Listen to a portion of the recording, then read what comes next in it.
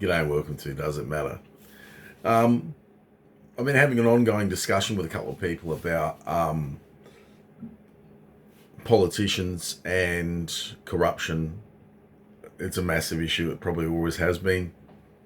Um, and I have this idea, and I'm interested to hear what people think of it, which is that an awful lot of corruption occurs increasingly because the people you know, the people you're intimate with, the people you're in relationships and families with and friendships with might have interests in the economy that are sometimes quite large scale, and you're a politician in charge of the decisions that are relevant to that.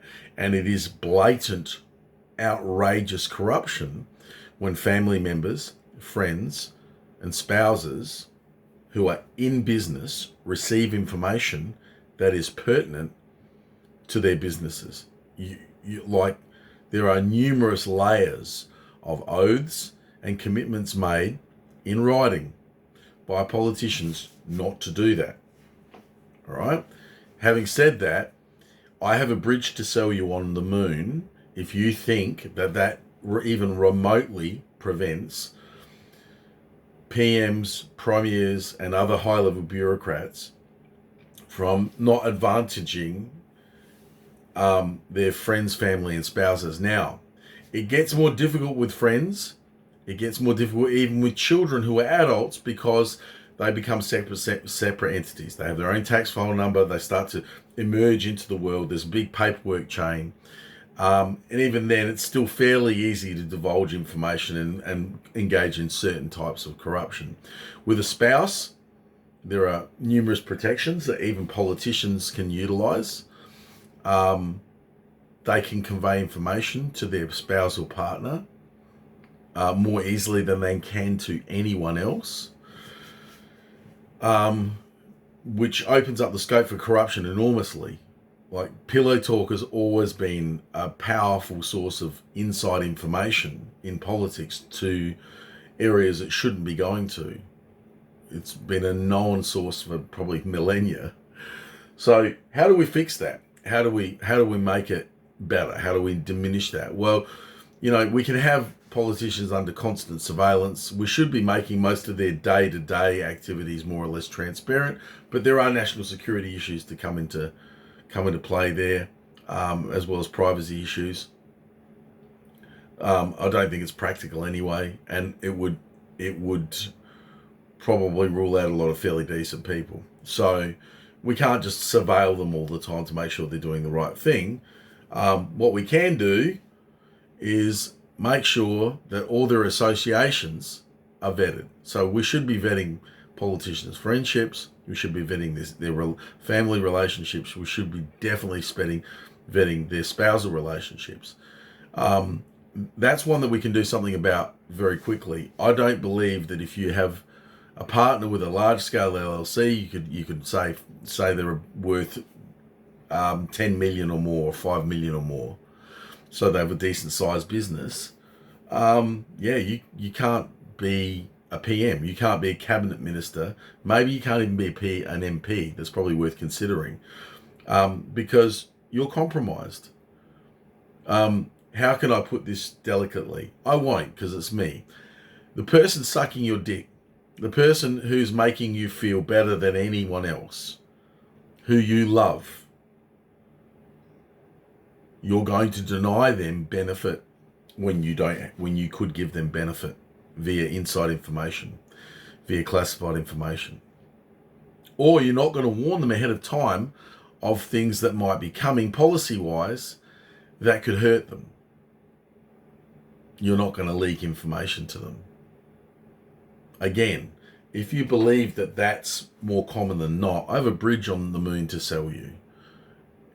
You're gullible beyond belief, and I would love to have a conversation with you to see if we can fix that, because it's unbelievable.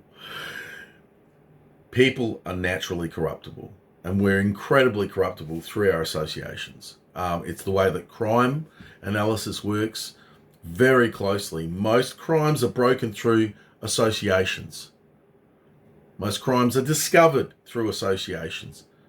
All right? So the spousal association is the tightest and most binding of those associations and incredibly common.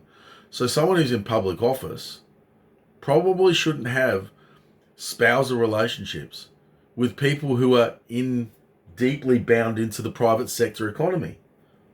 Now, I'm not saying, if you're a doctor or a lawyer or something like that, that's fine.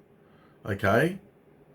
But if you're running substantial businesses, if you have substantial financial holdings that are influenced by government policy on a day-to-day basis sometimes, you're a terrible prospect for a politician. You are a terrible prospect for a politician, and a politician shouldn't be able to date you. Because that politician is supposed to be looking after us, you, me, everyone else. He's not supposed to be compromising himself for the person who sucks his dick. It's the only way I can put it. You think he's going to say no to more BJs? You think he's going to give up the softness and the love for ethics? Again, if you believe that, you need help. Okay? Let's not put people in positions that are impossible. We're putting politicians in some cases in impossible positions because we allow them to have associations they shouldn't have. And it's not the only association that should be examined. Other types of associations need to be looked at with politicians as too. Their memberships to various clubs, their commitments to various groups and movements should be examined to find out if they are divulging information they shouldn't be divulging, which is a huge part of political corruption. And also, whether there's any financial entanglements as well, debts or otherwise. But the biggest problem that a politician has is their lying, flapping mouths. And those flapping mouths sometimes tell truths they also shouldn't tell. So we don't have to just worry about politicians lying. We have to worry about what the truths that they're telling and who they're telling them to and when they're telling them. It's kind of important. We need to consider this. I think that we seriously need to consider placing serious limitations on the associations that politicians have in their private life, because it can and will affect their public life. And if you don't think so, look into it more deeply. You will come to, I believe, unfortunately, a very similar conclusion to myself. History shows it very clearly. Oos.